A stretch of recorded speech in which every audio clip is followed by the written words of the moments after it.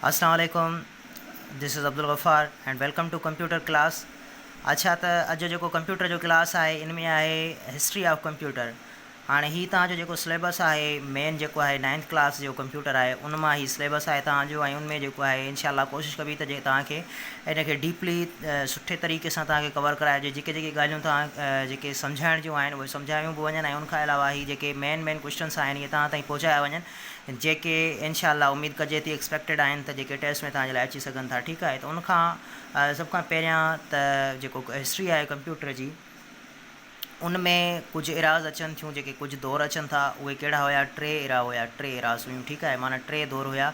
उनमें जेको पहिरियों हुयो उहो मकैनिकल एरा हुयो। ठीकु आहे, जंहिंखे डार्क एज चयो वेंदो। अच्छा, हिनखे डार्क एज छाजे लाइ चयो वेंदो? हिनखे डार्क एज इन जे करे चयो वेंदो हुयो जो इन में इलेक्ट्रिसिटी जेका हुई उहा इन्वेंट न थी हुई। ठीकु आहे, इन जे करे हिनखे डार्क एज चयो वेंदो। ऐं हिन में तमामु मतिलबु ईअं हाणे जेके सभु सोचनि था त कंप्यूटर तमामु माना ईज़ी आहे ऐं हलाइण, ऐं उनखां अलावा उन्हनि खे ख़बर ई न आहे त कंप्यूटर पहिरियां केतिरियुनि जिदोजहद सां ऐं केतिरी जेको आहे मुशक़तुनि सां उनखे इन्वेंट कयो वियो हुयो। ठीकु आहे, त कंप्यूटर जेको पहिरियां हुया कंप्यूटर इहे तमामु वॾा हूंदा हुया, ऐं उन्हनि खे रखण जे लाइ माना वॾा रूम्स जेके हूंदा उहे रिक्वायर्ड हूंदा हुया। ऐं उनखां अलावा ही तमामु घणा ऑलरेडी जीअं मां तव्हांखे लेक्चर में ॿुधाए चुको आहियां त इहे तमामु घणो हीटअप थींदा हुया, ऐं एतिरे क़दुरु त इहे कुझु टाइम त पाण में इहे जेके आहिनि सड़ी वेंदा हुया, जली ख़ाक थी वेंदा हुया।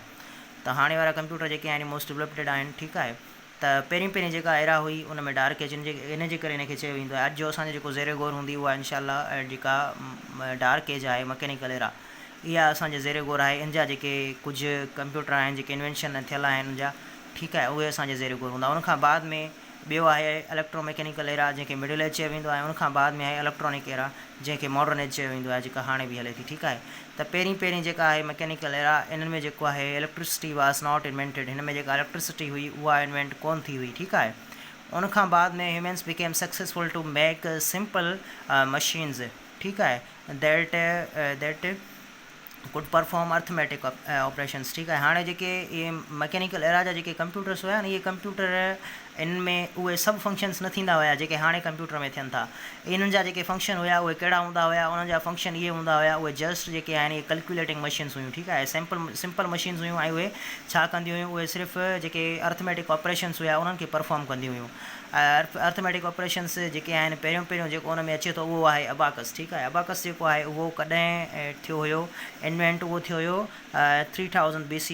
It means that before Christ, 3000 before Christ जेको आहे इहो इन्वेंट थियो हुयो। ठीकु आहे, उन में जेको आहे abacus invented about 5000 year ago. हाणे हीउ जेको आहे तक़रीबन 5000 साल पहिरियां जेको आहे इन्वेंट थियो हुयो। उनखां अलावा बाद में जेको आहे चाइनीज़ हुया पहिरियां जेके इन्हनि खे डेवलप कयो हो उन्हनि। ठीकु आहे, उनखां बाद में आहे it use to solve basic arithmetic operations. हिन में जेके हुया सिर्फ़ु बेसिक अर्थमेटिक ऑपरेशन्स हुया। कहिड़ा बेसिक अर्थमेटिक्स? जिन में सिर्फ़ु प्लस ऐं माइनस हुया। इट मीन्स दैट एडिशन ऐं सबट्रैक्शन। ठीकु आहे, उनखां बाद में इट कॉल्ड काउंटिंग फ्रेम। ही छा हूंदो हुयो? ही हिकिड़ो जस्ट फ्रेम हूंदो हुयो। ही हिकिड़ो सिर्फ़ु फ्रेम हूंदो हुयो। हिन में न का इलेक्ट्रिसिटी हुई, हिन में न कुझु जेको आहे को डिजिटल के मतिलबु अहिड़ा के कंपोनेंट हुया, कुझु बि न हुयो। ही सिर्फ़ु काठ जो फ्रेम हूंदो हुयो जंहिंमें हिकिड़ा बाल्स हूंदा हुया, ऐं जेके रॉ में उहे एड थियल हूंदा हुया, जंहिंजे वसीले ही तक़रीबन जेको आहे उहो कैलकुलेशन परफॉर्म कई वेंदी। ठीकु आहे, उनखां बाद में इट वाज़ नॉट एन इलेक्ट्रॉनिक कंप्यूटर। अच्छा, त हाणे हीउ जेको आहे इहो पुछा कयो वेंदो आहे तक़रीबन टेस्टुनि में, त कहिड़ो कंप्यूटर आहे जेको इलेक्ट्रिक कंप्यूटर न आहे? त अबाकस जेको आहे उहो इलेक्ट्रिक कंप्यूटर न आहे। ठीकु आहे, उनखां बाद में abacus is still use to teach blind students. हाणे छाजे करे ही ब्लाइंड स्टूडेंट्स खे छाजे करे टीच कयो वेंदो आहे? हिन में ब्लाइंड स्टूडेंट्स खे इन जे लाइ टीच कयो वेंदो आहे इन जे करे त ही जेके आहे इन में जेके रॉड्स हूंदियूं आहिनि, जेके रॉ हूंदियूं आहिनि, जेके कतार हूंदियूं आहिनि, उन कतारुनि में बाल रखियल हूंदा आहिनि। ठीकु आहे, उन्हनि खे जेके न ॾिसी सघंदा आहिनि उहे उनखे टच करे ऐं उन्हनि खे सम्झी सघंदा आहिनि। ठीकु आहे, त इट मीन्स दैट उहो अञा ताईं यूज़ थींदो आहे, पर ख़ासि करे जेको आहे यूज़ थींदो आहे ब्लाइंड स्टूडेंट्स जेके हूंदा आहिनि उन्हनि खे टीच करण जे लाइ। ठीकु आहे, उनखां बाद में इट वाज़ फस्ट कंप्यूटर प्रोटोकॉपी। हाणे हीउ जेको हुयो न पहिरियों माना इहा शकिल हुई कंप्यूटर जी। पहिरियों कंप्यूटर जेको हुयो माना जीअं चइजे त कंप्यूटर खे ठाहिणु ऐं कंप्यूटर खे माना डेवलप कराइण लाइ हिकिड़ो हुन जे लाइ कराए थी हिकिड़ी ईअं सम्झो टाइप हुई, ठीकु आहे। उन खां बाद में आहे चाइनीज़ वर द फर्स्ट हू डेवलप्ड अबाकस। हाणे चाइनीज़ जेको आहे उन्हनि डेवलप कयो हुयो हिनखे ऐं उन्हनि हिन में सुधारो आंदो हुयो, ठीकु आहे। ऐं अॼु ताईं तक़रीबन चाइनीज़ जे जेको आहे स्कूल्स में ही तक़रीबन जेको अबाकस आहे इहो यूज़ थींदो ईंदो आहे। इहो छा आहे, इनखे यादि कजो, इनखे ठीकु तरीक़े सां त हीउ अबाकस जेको हुयो उहो सिर्फ़ु काउंटिंग फ्रेम हुयो, इहो कंप्यूटर ठीकु तरीक़े सां न हुयो। इन में सिर्फ़ु जेको आहे कैलकुलेटिंग थींदी जेका काउंटिंग फ्रेम हुयो, ऐं हिन में कहिड़ा ऑपरेशन थींदा हुया, अर्थमेटिक ऑपरेशन सिर्फ़ु जेको आहे हिन में एडिशन ऐं सब्ट्रैक्शन थींदा हुया, ठीकु आहे। ही हुयो अबाकस। ऐं उनखां बाद में जेके आहिनि हिन जा ॿिया टाइप्स जेके आहिनि कंप्यूटर जा नेक्स्ट लेक्चर में अचूं था पढ़ूं।